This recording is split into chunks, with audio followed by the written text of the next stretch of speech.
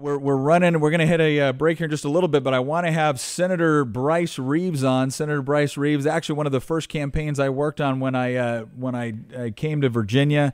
I enjoy serving with him in the General Assembly. He is the Senate co-chair for the Military and Veterans Caucus. I am the House co-chair. Senator Reeves, are you on with us? Hey, good morning. How you doing, Ranger? Hey, doing pretty good. Listen, I know there's some things going on today that you've got to get to and you've got to rush off to, but I would love it if you could tell us a little bit about two things real quick from this last legislative session. One is with the foster care bill, and the other is with some of the work that you're doing on the Military and Veterans Caucus. So can you give us a quick update on that?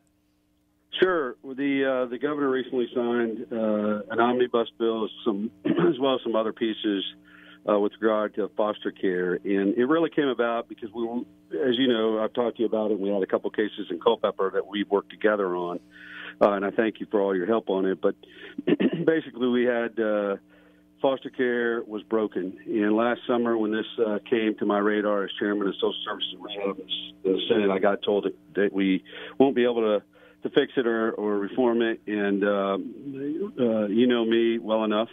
That's a challenge, and we got our sleeves rolled up and found out what the deficiencies were, and those same deficiencies were codified by a JLARC report that had about 33 recommendations, and we set out to fix foster care, and we did so in a bipartisan fashion.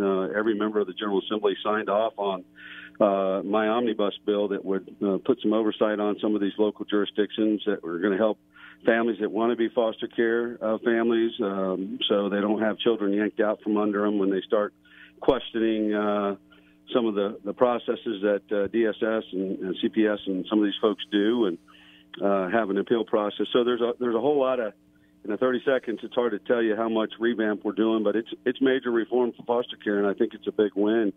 The other part of it, which I know you know a lot of, is the Military Veterans Caucus, which acts more like a Senate Armed Services and House Armed Services Committee. Excuse me. And we come together with the Joint Leadership Conference, which is made up of about 27 or 29 veterans service organizations in the Commonwealth, as well as part of the Board of Veterans Services. And we tend to put legislation together that's going to help our active duty and veterans folks. And we had a very successful year this last year as well.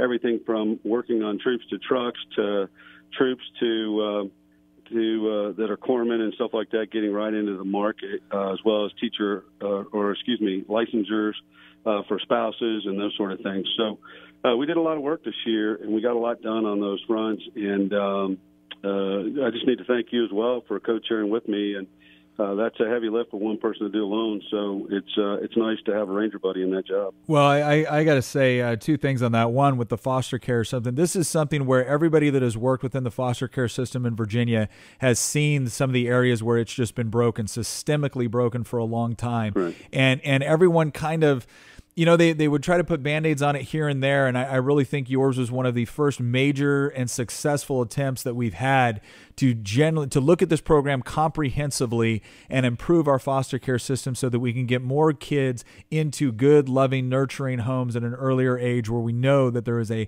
higher chance for adoption and stability. And so, again, I can't thank you enough for that as someone that, the foster care, adoption, and really when we talk about the whole pro-life issue, it's not just one of the best ways to be a pro-life person is not only advocate for the children in the womb, but also to advocate for those children when they are born in to a difficult situation or they find themselves in one, to both provide a loving home for them and to work on legislation like what Senator Reeves did in order to make sure that we are pairing up those children with loving and caring homes. And the other thing too is I'll just say that I cannot think of anybody who has done more for both our guardsmen and our veterans. You know, here within the Commonwealth of Virginia, 10% of our population 10% is either active duty military or veterans, and that number is actually growing.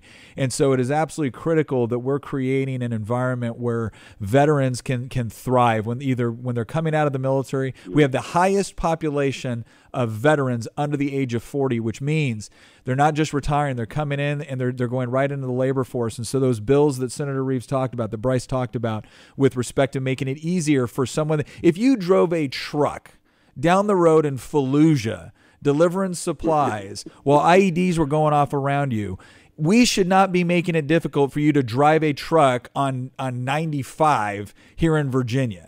And unfortunately, we had too much regulations with occupational licensing. Bryce was critical in doing that. Same thing.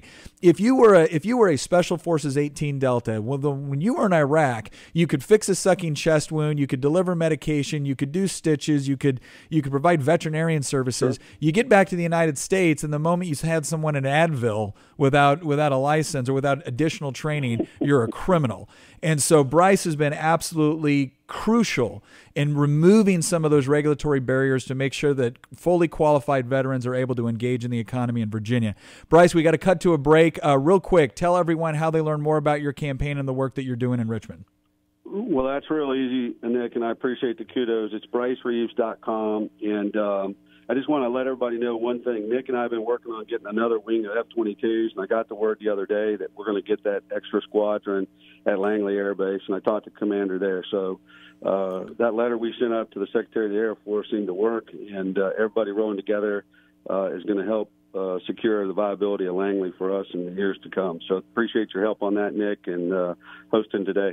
Great news for the Commonwealth, and thank you again, Senator Reeves. All right, after the break, we're going to have some more guests on, and then we're going to close up where Kiara and I are going to have an epic debate over political philosophy, or we're just going to have a nice conversation. Anyways, this is Nick Freitas filling in for John Fredericks. Stay